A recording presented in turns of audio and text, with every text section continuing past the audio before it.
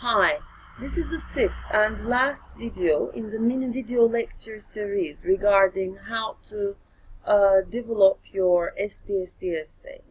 In the first two parts of the videos, we focused on how to design and create and develop paragraph content and organization for each of your SPSE paragraphs, and in the second part I focused on some general reminders for essay writing in general and also for SPSE essay writing. Now we'll look at how to have in-text citations in your essay and how to integrate a direct quotation into your text, into your essay. Now, let's remember how in-text citation looks. This is how an in-text citation looks. We include some information about the source. This is the surname of the writer, the publication year, and the page number. This is all we have. I've had so many essays. I graded and gave feedback on many essays including other information than this. But please do not include any other information because it's redundant, it's not necessary. The way we have in-text citation includes only these 3 bits of information. Now, this is the standard for APA style in-text citation, and if you are, as in this example, if you are including the surname of the writer elsewhere in the text, then you don't need to include it in your in-text citation here.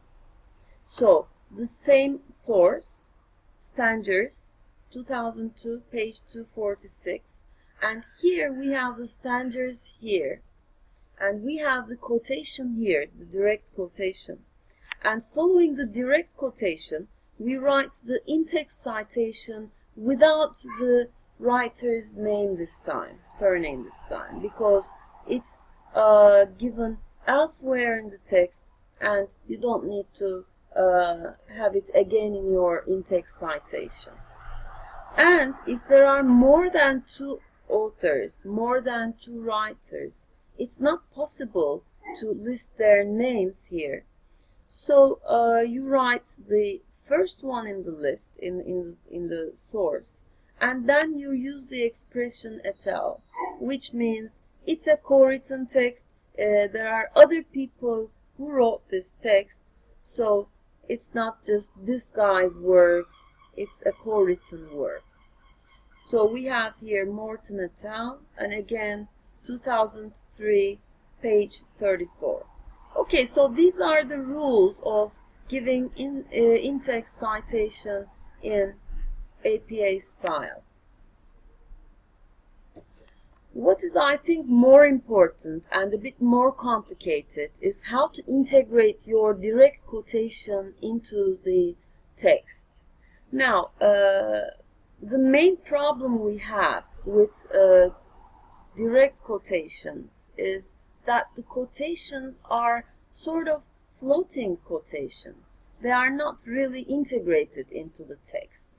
So somehow students write their quotations, but without integrating them, linking them to what they have so far written, it's just what we call a floating quotation. So how do we avoid having a floating quotation in our essays?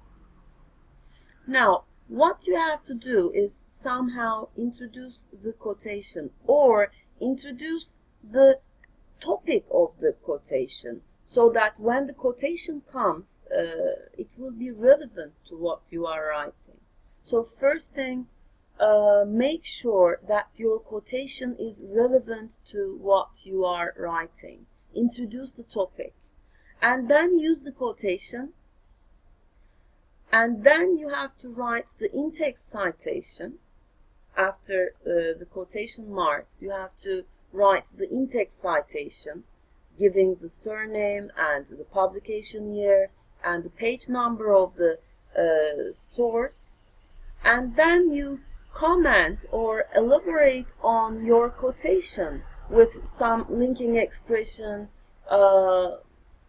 like this quotation shows that, this piece of information reveals that, or focuses on, whatever. So say something about your quotation so that we can understand why you put it here. So what we have to avoid is floating quotations and quotations with improper, incorrect in-text citation, having unnecessary information when you are giving in-text citation, because what we need there is, well, it's a rule. We have the surname and the publication year and the page number, and that's it. Okay, here is an example of a direct quotation. Now, if you look at the first sentence, the world's resources are unsustainable, which means that they are limited and one day it will be over, meaning they will be over. There are billions of people who live in the world and all of them are consuming energy every second. According to Dunn, it is estimated that if everyone on Earth used the same amount of energy as someone living in the UK, we would need 8.5 planets to live on. Now look at the function of the direct quotation here. The writer here has first introduced the topic. Energy sources are limited. Our resources are limited. And then she says, everybody is consuming energy every second. And then she gives specific, solid statistics about how we consume energy, about the consumption of energy. So we see the function of the quotation here is supporting her argument about energy consumption, and here she is giving us some figures, some statistics about the fact of general energy consumption.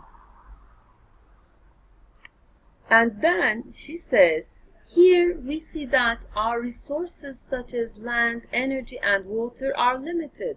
So what does this quotation tell us is explained here in the following sentence, and then she offers her own conclusion. That's why we need sustainable development.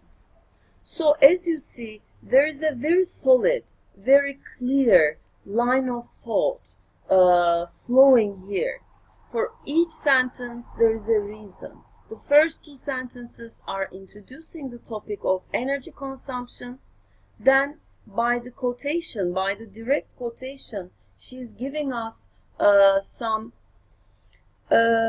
figures, some support about energy consumption.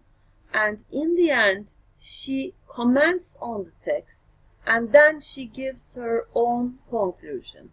This is how we use a direct quotation and avoid a floating direct quotation. Otherwise, if it's not fully and really integrated into your text, it is a floating quotation and destroys the whole coherence of your text, your essay.